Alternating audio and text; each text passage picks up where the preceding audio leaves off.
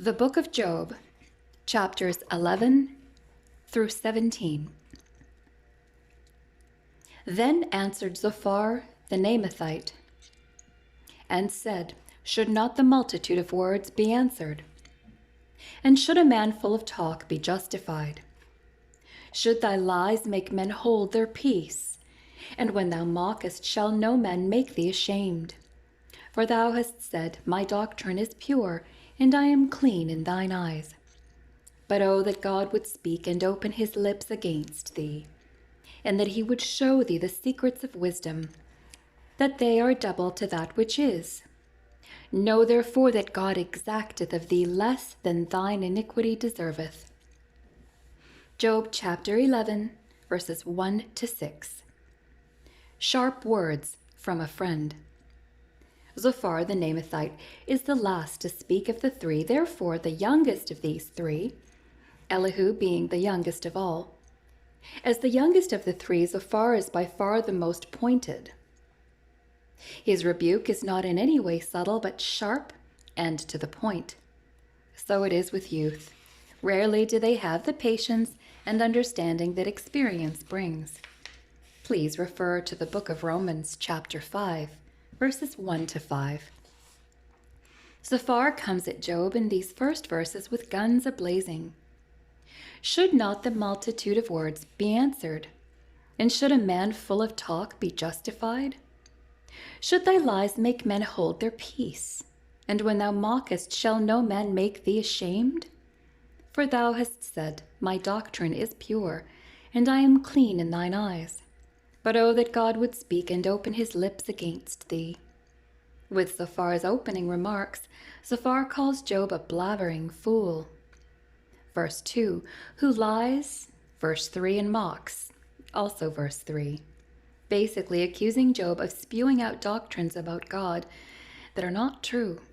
Verse 4, Zophar says if only God would speak, he would rebuke Job for his lack of wisdom concerning God. Verses 5 to 6. Now one needs to understand that in the end it will be Zophar and his friends that will be rebuked for their lack of understanding concerning the things of God.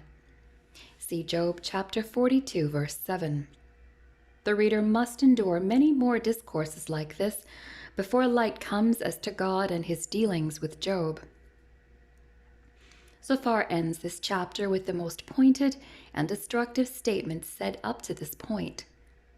Know therefore that God exacteth of thee less than thine iniquity deserveth. Verse 6. Who would make such a statement to a man going through such a thing as Job? A comment like this could only come from someone who totally lacks any kind of tact or discretion. Please see the book of Proverbs 29, verse 11. Canst thou by searching find out God? Canst thou find out the Almighty unto perfection? It is as high as heaven, what canst thou do?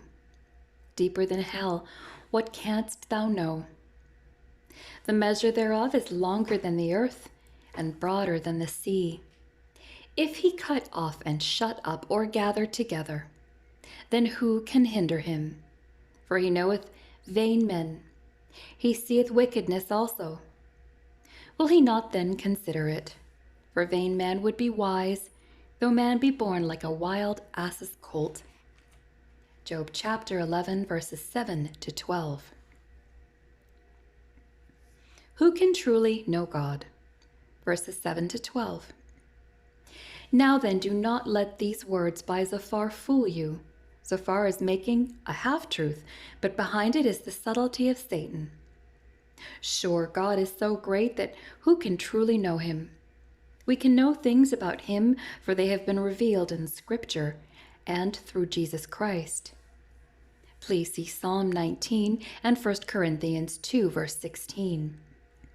But what is Zophar really saying to Job? He is saying that no one can know God but Zophar. For Zophar is confident that God is doing this to Job because of some secret sin of Job's. Therefore, the implication in these verses is that only Zophar and his friends know what God is doing. Notice Zophar's not so subtle statement of, For he knoweth vain men. He seeth wickedness also.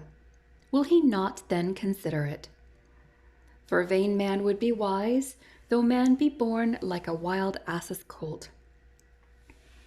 Verses 11 and 12. Notice the implication is that all men are as a wild ass's colt, unable to understand God. But not so far, for he claims to understand Job's predicament and thereby claims to understand God and what he is doing. So far as young and hasty to answer, and when he speaks again in chapter 20, nothing will have changed. Job chapter 20, verse 2. If thou prepare thine heart and stretch out thine hands toward him, if iniquity be in thine hand, put it far away, and let not wickedness dwell in thy tabernacles. For then shalt thou lift up thy face without spot. Yea, thou shalt be steadfast and shalt not fear, because thou shalt forget thy misery, and remember it is waters that pass away, and thine age shall be clearer than the noonday. Thou shalt shine forth, thou shalt be as the morning, and thou shalt be secure, because there is hope. Yea, thou shalt dig about thee, and thou shalt take thy rest in safety. Also thou shalt lie down, and none shall make thee afraid. Yea, many shall make suit unto thee. But the eyes of the wicked shall fail, and they shall not escape, and their hope shall be as the giving up of the ghost. Job chapter 11, verses 13 to 20. I know God, repent, Job. So far as last words here leave no doubt as to what Zophar's mindset is concerning Job's predicament. In the mind of Zophar, he knows God. God is a God that rewards all good and punishes all iniquity. Therefore, because Job is suffering, he must be harboring iniquity. Notice once again the not-so-subtle statements of Zophar. If thou prepare thine heart, and stretch out thine hands toward him, if iniquity be in thine hand, put it far away. And let not wickedness dwell in thy tabernacles. For then shalt thou lift up thy face without spot. Yea, thou shalt be steadfast and shalt not fear. Because thou shalt forget thy misery, and remember it is waters that pass away. Verses 13 to 16. If only Job would repent of his sins, all would pass away. The problem is Zophar is giving counsel without knowledge. See Job chapter 42, verse 3. For Job has done nothing to cause this. Job chapter 2, verse 3. Job is suffering to show the devil that a righteous man will suffer innocently and not curse God. Job has the high honor of being the living example of Job. Chapter 13, verse 15. Though he slay me, yet will I trust in him, but I will maintain mine own ways before him. Job will be grouped with those who this world is not worthy. Hebrews chapter 11, verse 38. Those who chose to suffer for the cause of Christ rather than enjoy sin for a season. Those who the cares of this world mean very little, for they are heavenly minded and understand perfectly well that to depart and be with the Lord is far better. Chapter 12. And Job answered and said, No doubt, but ye are the people, and wisdom shall die with you. But I have understanding as well as you. I am not inferior to you. Yea, who knoweth not such things as these? I am as one mocked of his neighbor, who calleth upon God, and he answereth him. The just, upright man is laughed to scorn. He that is ready to slip with his feet is as a lamp despised in the thought of him that is at ease. The tabernacles of robbers prosper, and they that provoke God are secure, into whose hand God bringeth abundantly. Job chapter 12, verses 1 to 6. Job's sarcasm. A dog backed into a corner will bite every time. Job retaliates to Zophar's hasty and harsh comments. Zophar claimed that no one can know God, only Zophar. Thus Job begins with, "No doubt, but ye are the people, and wisdom shall die with you. But I have understanding as well as you. I am not inferior to you. Yea, who knoweth not such things as these?" Verses 2 and 3. Job's rebuke is that these so-called friends of Job add nothing new. Verse 3. Job understands some things about God as well. He is not inferior to them. Verse 2. Chapter 13. Job will continue to maintain his integrity by saying, "The just upright man is laughed to scorn." Job accuses them of despising him, that is ready to slip with his feet, all the while they lie in beds of ease. Job chapter 12, verse 5. It's so easy to measure a critical eye when you have never been through such troubles. Job's friends are as the robbers that provoke God and yet are secure. So just because they're not suffering does not mean that they are innocent.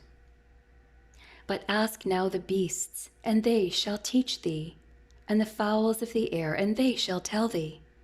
Or speak to the earth, and it shall teach thee, and the fishes of the sea shall declare unto thee.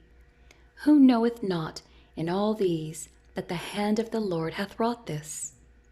In whose hand is the soul of every living thing, and the breath of all mankind? Doth not the ear try words, and the mouth taste his meat? Job chapter 12, verses 7 to 11. A lesson from creation.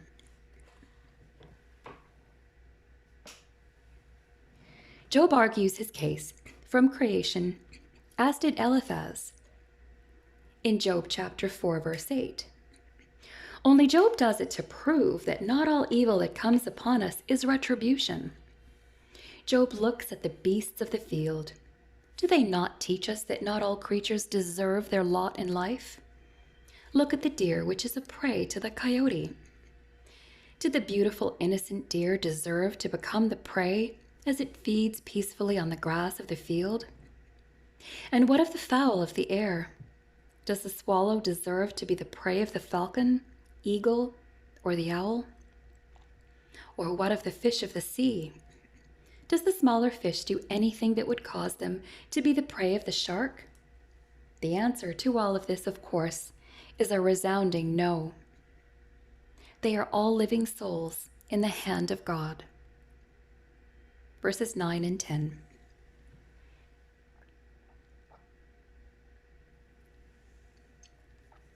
Job is arguing for his innocence. Job, as those of God's creation, did not deserve to be the prey. They were merely born into this world. Job is innocent, and yet trouble came for him. See Job chapter 3, verse 26.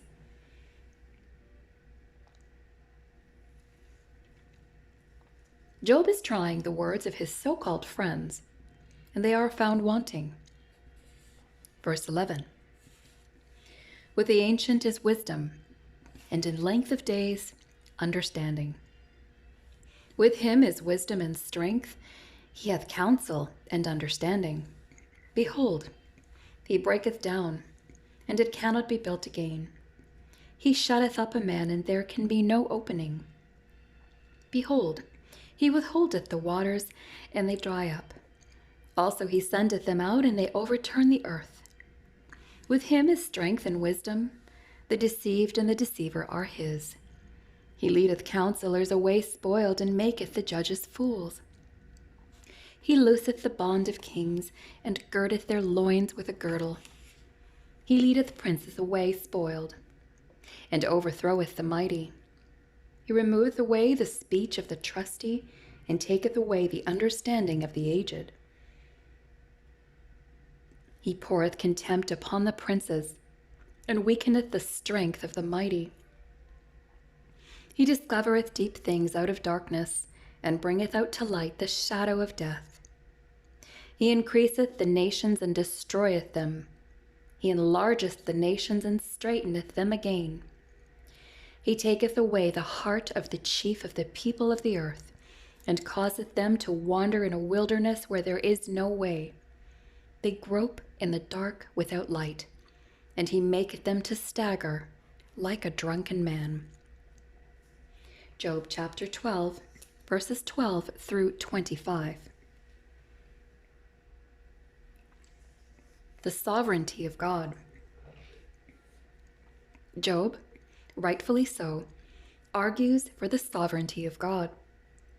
Job did this very thing at the outset when he uttered to his wife, "But he said unto her, Thou speakest as one of the foolish women speaketh. What? Shall we receive good at the hand of God? And shall we not receive evil?" Job chapter 2, verse 10.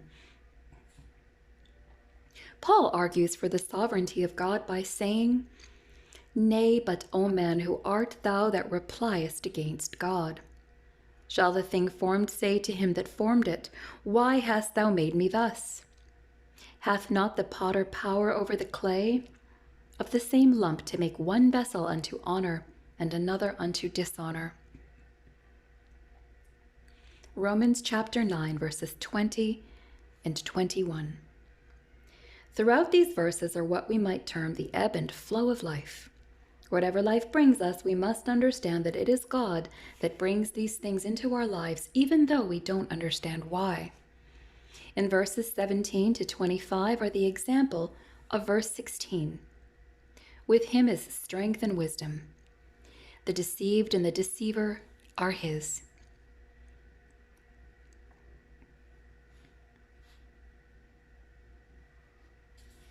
Chapter 13. Lo, mine eye hath seen all this, mine ear hath heard and understood it. What ye know, the same do I know also. I am not inferior unto you. Surely I would speak to the Almighty, and I desire to reason with God. But ye are forgers of lies, ye are all physicians of no value. Oh, that ye would altogether hold your peace, and it should be your wisdom. Job chapter 13, verses 1 to 5.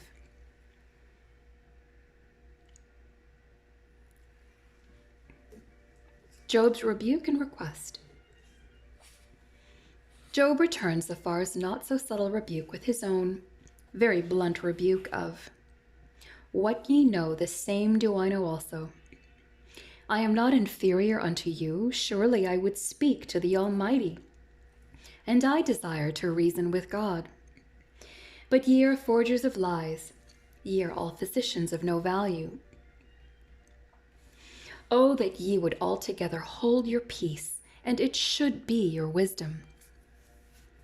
Chapters 13, verses 2 to 5. Job has reached his boiling point. His continual pain and suffering and long nights of no sleep have taken their toll. Job lashes out, showing that even this man of God has a tipping point.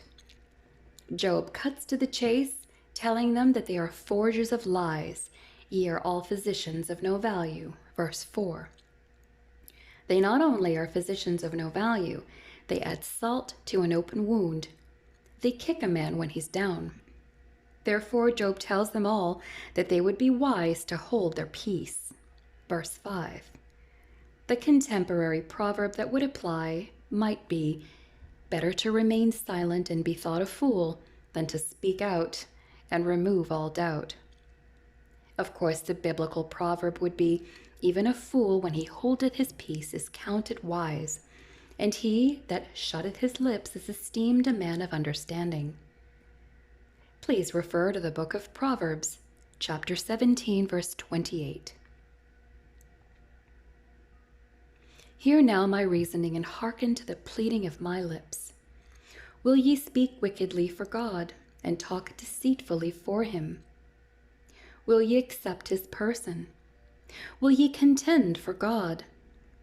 Is it good that he should search you out? Or as one man mocketh another, do ye so mock him? He will surely reprove you if ye do secretly accept persons. Shall not his excellency make you afraid, and his dread fall upon you? Your remembrances are like unto ashes, your bodies to bodies of clay.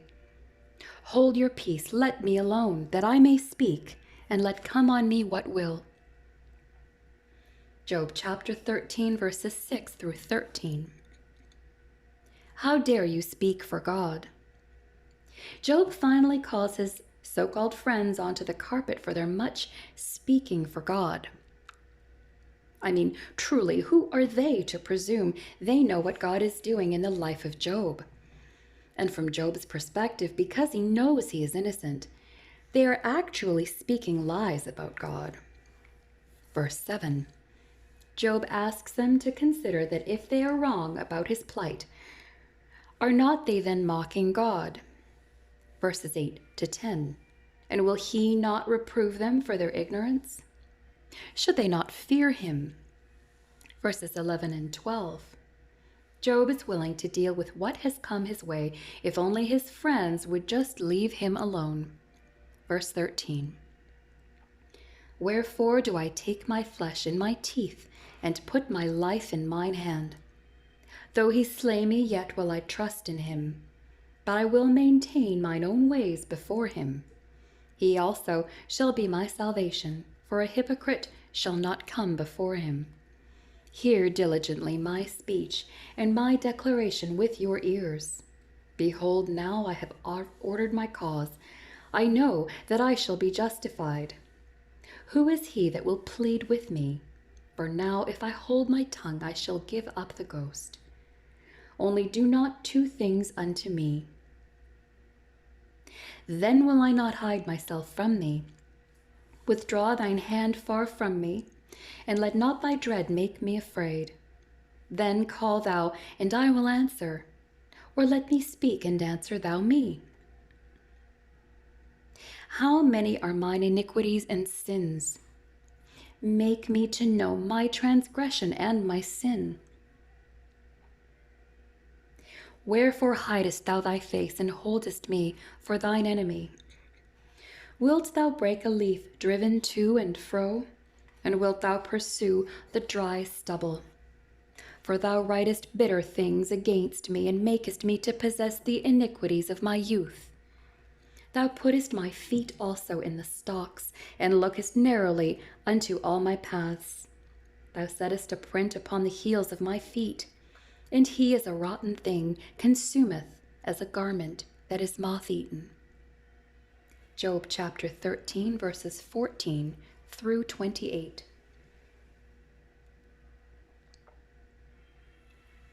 Job's appeal unto God. These verses can be summed up in verse 15. Though he slay me, yet will I trust in him, but I will maintain mine own ways before him. Job is about to defend two things: his trust in God and the fact that he is right before him. Job is a man that fears God and eschews evil, an upright man, a man with integrity, having his own righteousness. It is because of the prodding of Job's friends that he feels the need to defend his righteousness before God. It will be this defense of his own righteousness that will ultimately get Job into trouble. What will follow is Job's pleading with the Almighty for two things: for God to withdraw his hand far from Job, and to not let fear take over Job when God speaks, so that he might be able to answer God. Verses 20 to 22. What's interesting about this second request of Job's is that when God does speak to Job in chapters 38 to 40, verse 2, Job does fear, and rightfully so, saying, Then Job answered the Lord and said, Behold, I am vile. What shall I answer thee? I will lay my hand upon my mouth. Once I have spoken, but I will not answer, yea, twice, but I will proceed no further. Job chapter 40, verses 3 to 5. Job is a man pushed over the edge by his so-called friends to not only rebuke them, but as he is doing here, defending his integrity before God, asking why it is God is allowing this to happen to him. How many are mine iniquities and sins? Make me to know my transgression and my sin. Wherefore hidest thou thy face and holdest me for thine enemy? Wilt thou break a leaf driven to and fro, and wilt thou pursue the dry stubble? For thou writest bitter things against me, and makest me to possess the iniquities of my youth. Thou puttest my feet also in the stocks, and lookest narrowly unto all my paths. Thou settest a print upon the heels of my feet. And he is a rotten thing, consumeth as a garment that is moth-eaten. Job chapter 13, verses 23 to 28. Job feels he is suffering unfairly by God and is seeking God to answer him. We often desire this very thing when we are going through trials. One thing Job is teaching us is that when we do not hear from God, it may be the mercy of God, for we may not like what we hear. Please refer again to Job chapters 38 to 41.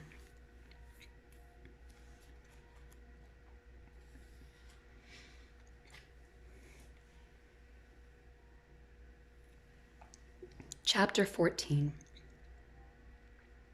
Man that is born of a woman is a few days, and full of trouble. He cometh forth like a flower, and is cut down. He fleeth also as a shadow, and continueth not. And dost thou open thine eyes upon such a one, and bringest me into judgment with thee? Who can bring a clean thing out of an unclean? Not one. Seeing his days are determined, the number of his months are with thee. Thou hast appointed his bounds that he cannot pass. Turn from him, that he may rest, till he shall accomplish as a hireling his day. Job chapter 14, verses 1 to 6. The brevity and trouble of life. Job is continuing his discourse with God, as begun in Job chapter 13, verse 17. Job is as a moth-ridden garment, and he is consumed little by little. He is wasting away. Job chapter 13, verse 28. Job is looking at the brevity of life. Please refer to Psalm 39, verse 5, as well as the book of James chapter 4, verse 14. Job's reasoning is, if man is but a few days old and full of trouble, why should God add any affliction to an already afflicted and troublesome soul? Verses 1 and 6. Mankind is like the flower in the spring, full of beauty, but is soon cut down and flees like a shadow. Please see verse 2, as well as 1 Peter chapter 1, verse 24.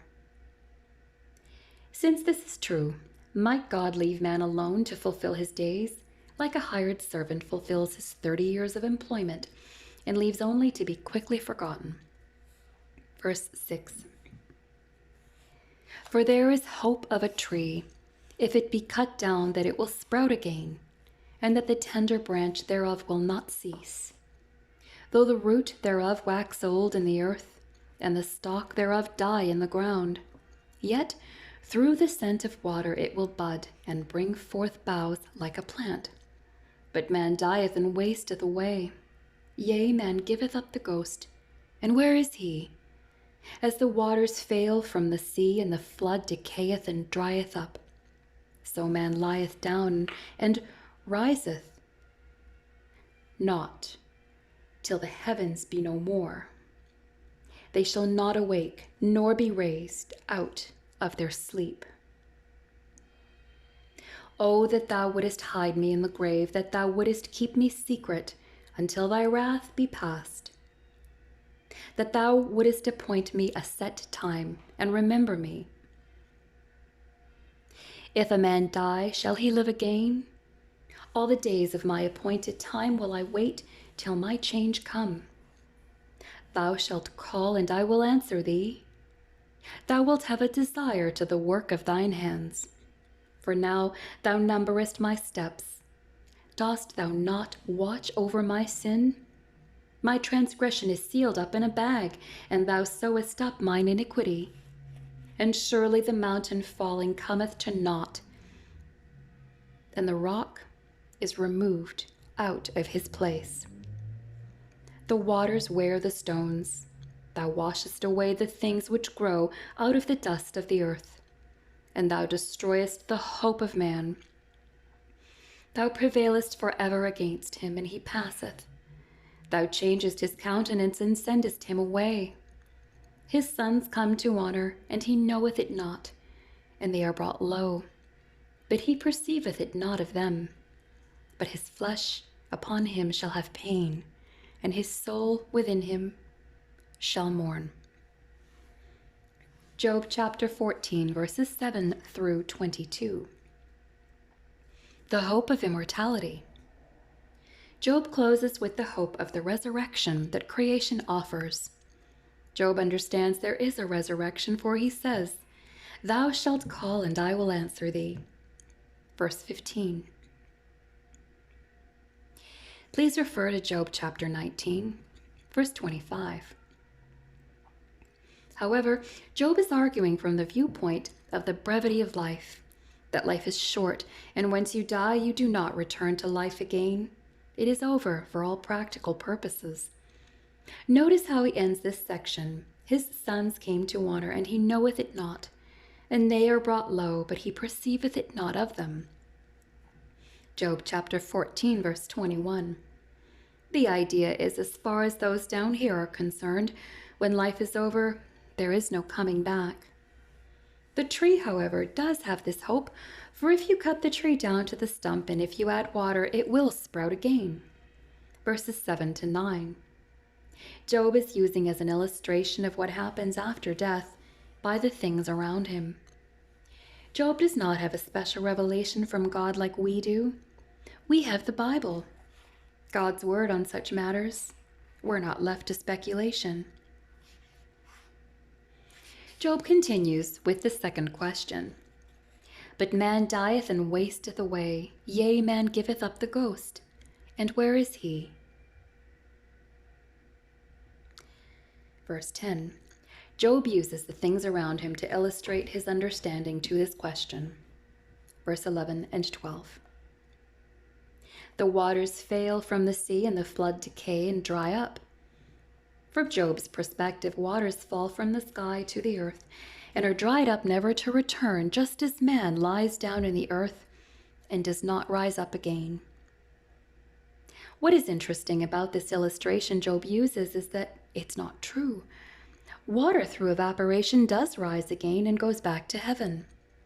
Elihu will bring this out in Job chapter 36, verses 27 and 28. And actually, so does Solomon in the book of Ecclesiastes, chapter 1, verse 7. Job is in such a state of pain and sorrow, he only sees what he wants to see, as we so often do. Verse 13. Job's last question in this chapter is, if a man dies, shall he live again? Verse 14. Job has a ray of hope in verses 14 and 15.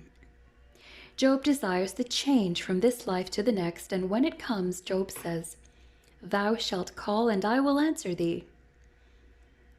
Which is wonderful, but what about now? Job is being removed like the mountain that crumbles and the rocks that tumble down the hill. Verse 18. Job is wasting away like the waters wear the stones, or like the waters waste away the plants that grow in the earth. So Job's hope is destroyed. Verses 18 and 19. Job ends with a very dismal sight. The sight is the view of a graveside memorial in which sons come to honor the father, and he knows it not. Those who attend are brought low in sorrow and mourning, but the father perceives it not of them. Verses 21 and 22. Chapter 15. Then answered Eliphaz the Temanite and said, Should a wise man utter vain knowledge and fill his belly with the east wind? Should he reason with unprofitable talk, or with speeches wherewith he can do no good? Yea, thou castest off fear and restraineth prayer before God. For thy mouth uttereth thine iniquity, and thou choosest the tongue of the crafty. Thine own mouth condemneth thee, and not I. Yea, thine own lips testify against thee. Job chapter 15, verses 1 to 6. Eliphaz's condemnation of Job. Eliphaz's condemnation of Job is beyond unacceptable. It's downright contemptible. With Job sitting there in an ash heap with boils all over his poor body and having lost all of his children and all that he possessed, Eliphaz condemns Job for defending his integrity before God and rebuking his friends.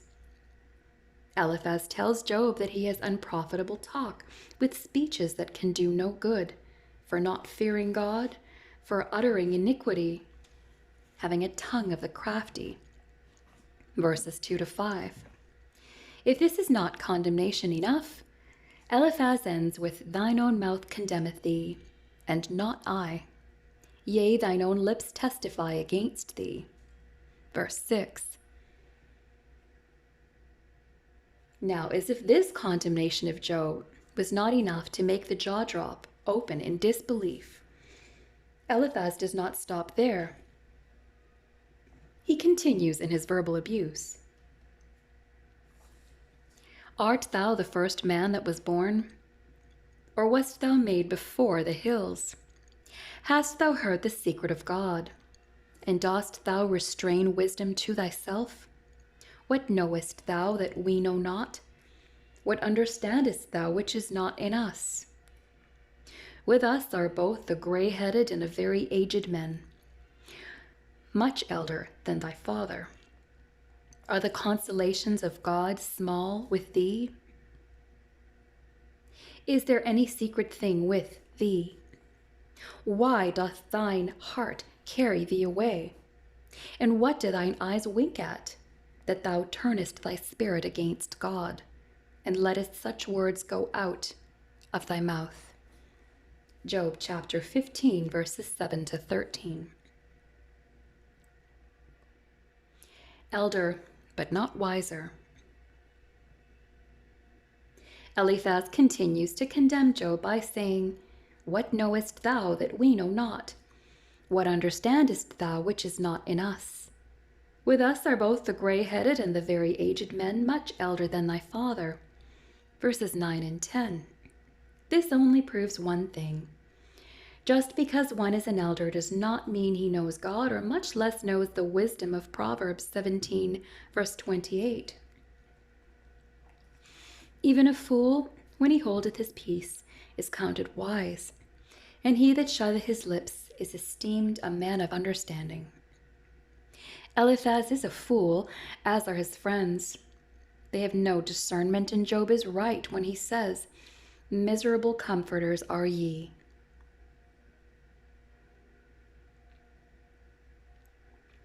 Job chapter 16, verse 1. What is man that he should be clean, and he which is born of a woman that he should be righteous? Behold, he putteth no trust in his saints. Yea, the heavens are not clean in his sight. How much more abominable and filthy is man, which drinketh iniquity like water. I will show thee, hear me, and that which I have seen I will declare, which wise men have told from their fathers, and have not hid it. Unto whom alone the earth was given, and no stranger passed among them. The wicked man travaileth with pain all his days, and the number of years is hidden to the oppressor. A dreadful sound is in his ears. In prosperity the destroyer shall come upon him. He believeth not that he shall return out of darkness, and he is waited for of the sword. He wandereth abroad for bread, saying, where is it? He knoweth that the day of darkness is ready at his hand. Trouble and anguish shall make him afraid. They shall prevail against him as a king ready to the battle. For he stretcheth out his hand against God, and strengtheneth himself against the Almighty. He runneth upon him, even on his neck, upon the thick bosses of his bucklers. Because he covereth his face with his fatness, and maketh collops of fat on his flanks. And he dwelleth in desolate cities, and in houses which no man inhabiteth, which are ready to become heaps. He shall not be rich, neither shall his substance continue, neither shall he prolong the perfection thereof upon the earth. He shall not depart out of darkness. The flame shall dry up his branches, and by the breath of his mouth shall he go away. Let not him that is deceived trust in vanity, for vanity shall be his recompense. It shall be accomplished before his time, and his branch shall not be green. He shall shake off his unripe grape as the vine, and shall cast off his flower as the olive. For the congregation of hypocrites shall be desolate, and fire shall consume the tabernacles of bribery. They conceive mischief and bring forth vanity, and their belly prepareth deceit. Job chapter 15, verses 14 through 35. Same old thing. Eliphaz essentially makes the same old argument. Job is suffering because he is sinning. Eliphaz accused Job of spewing out nothing but hot wind, as referenced in verse 2. But truly, this is Eliphaz. Throughout these many verses, there is no new light. Eliphaz continues to speak as one without knowledge, darkened counsel without right words.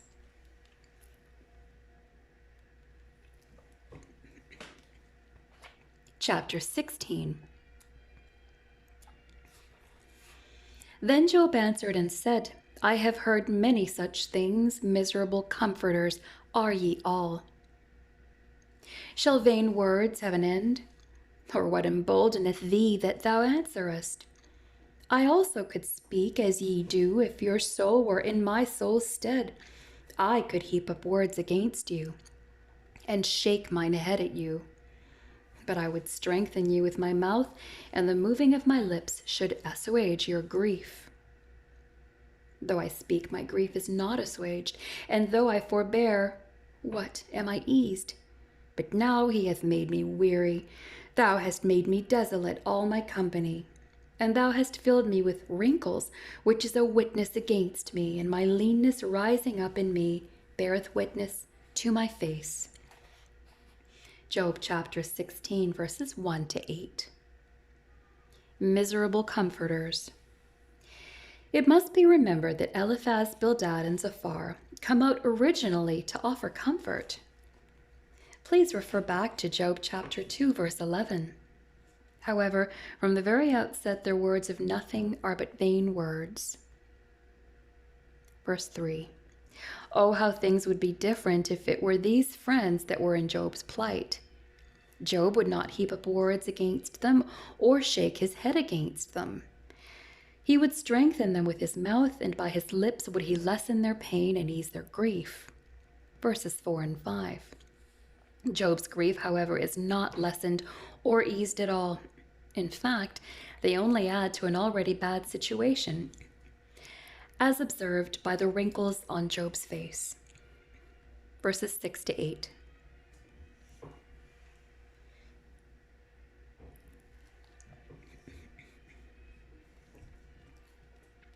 He teareth me in his wrath, who hateth me.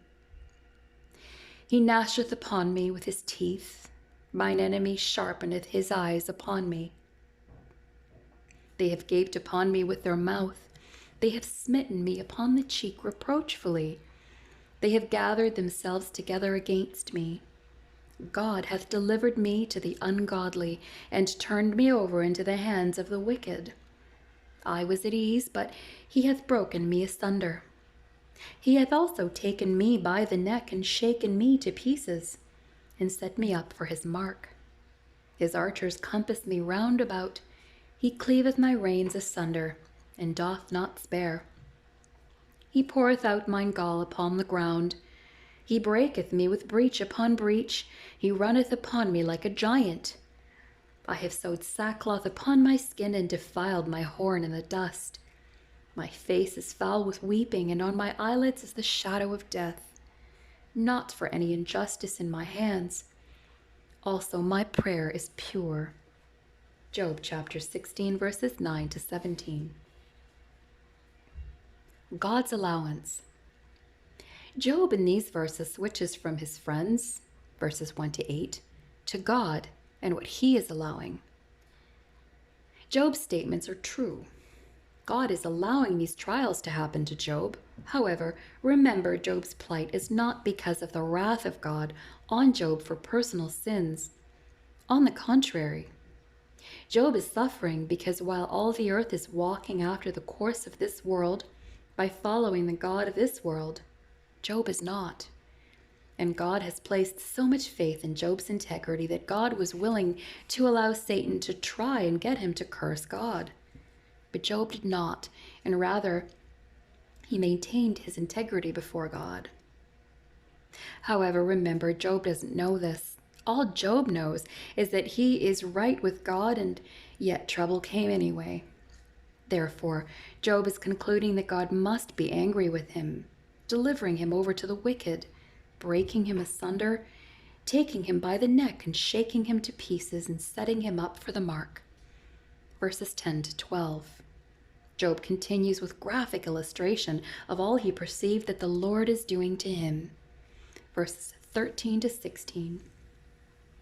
Job ends this hurtful tirade on all the pain that he's going through with, "Not for any injustice in mine hands. Also, my prayer is pure." Verse 17. Job maintains that he's done and continues to do nothing to deserve this. He is right. "O earth, cover not thou my blood, and let my cry have no place. Also now behold, my witness is in heaven, and my record is on high. My friends scorn me, but mine eye poureth out tears unto God. Oh, that one might plead for a man with God as a man pleadeth for his neighbor. When a few years are come, then I shall go the way whence I shall not return." Job chapter 16, verses 18 to 22. Trusting in God when all else fails. Job, looking at these friends of no value, understands that he is truly alone in this situation. While friends would typically plead to God for their friend going through such things, Job doesn't have friends like that. Therefore, Job is alone to plead his case and cry his tears unto God. Verse 20. Chapter 17. My breath is corrupt, my days are extinct. The graves are ready for me. Are there not mockers with me? And doth not mine eye continue in their provocation? Lay down now, put me in a surety with thee. Who is he that will strike hands with me?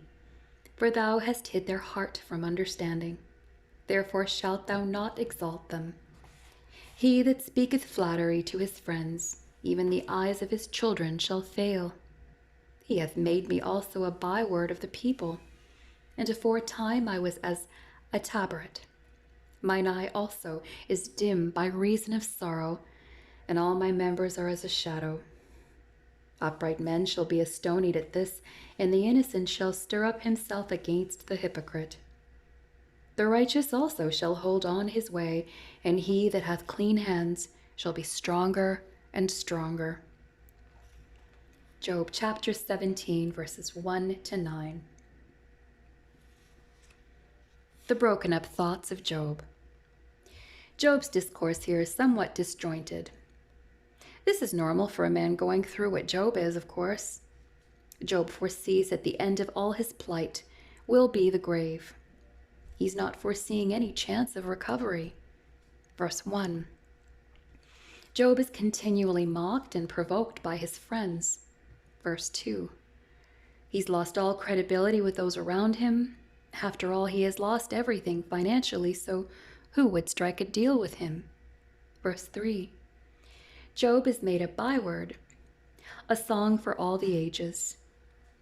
Please see Job chapter 30, verse 9, and also see the book of James chapter 5, verse 11, where aforetime when his name was mentioned, it was as a beautiful sound. Verse 6. Job is looking at his current situation and saying that he'll never be forever remembered only for his deplorable state. That is, when others speak of him in the future, he will only be spoken of as one that sat in an ash heap, weeping and crying out to God, while his friends mocked him to scorn. Verses 7 to 9. However, this will not be the emphasis in Scripture. Job is revered in Scripture as a man processing his own righteousness and one that showed an unexplainable amount of patience.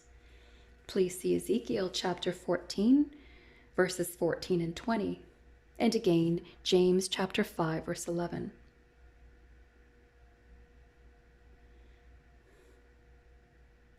But as for you all, do ye return and come now, for I cannot find one wise man among you.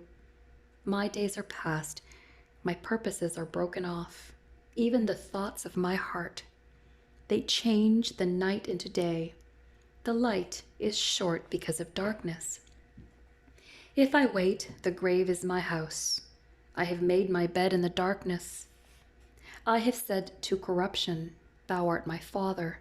To the worm, thou art my mother and my sister. And where is now my hope? As for my hope, who shall see it? They shall go down to the bars of the pit when our rest together is in the dust. Job chapter 17, verses 10 to 16. Job's loss of hope. Job is in a serious situation here. He's losing all hope apart from the grave. A man can survive anything so long as he has hope. These verses need to be read over slowly and thoughtfully to understand how low Job is sinking in his mind. How sad these friends are as they stand in Job's presence while he is speaking these words of hurt and pain. And all they can muster are hurtful words of condemnation and rebuke. Job is truly alone.